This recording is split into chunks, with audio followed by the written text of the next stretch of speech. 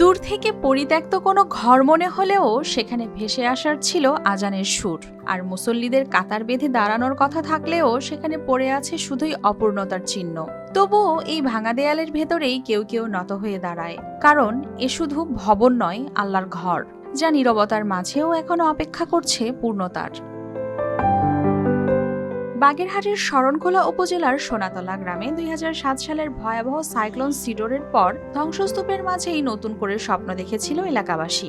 নিজেদের সামর্থ্য অনুযায়ী শুরু করেছিলেন মসজিদ নির্মাণের কাজ, কিন্তু ১৮ বছর পেরিয়ে গেলেও অর্থ সংকটে রয়েছে থেমে। নেই পাকা মেঝে, মাথার উপর ছাদ ও আজানের জন্য মাইক। জঙ্গলের মাঝে পূর্ণাঙ্গ ইবাদতের পরিবেশ একেবারেই সেখানে অনুপস্থিত। তবুও থেমে নেই ইবাদত। প্রায় ভাঙা এই কাঠামোর ভেতরেই কেউ কেউ নীরবে বিনয়ের সাথে আদায় করেন নামাজ। চারপাশের অপূর্ণতা থাকলেও বিশ্বাসে নেই ঘাটতি। স্থানীয়দের আশা, সমাজের বিত্তবান মানুষ ও সংশ্লিষ্টদের সহযোগিতায় আবারও শুরু হোক নির্মাণ কাজ।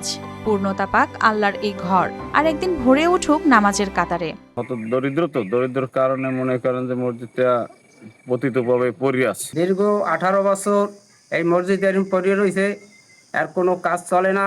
আল্লাহ এবং আজান হয় মুখে, কোনো মাইক নেই, এবং এলাকাবাসী নামাজ পড়তে দূর দূরান্ত থেকে আসতে পারে না। উপরে কোনো ছাউনি নেই।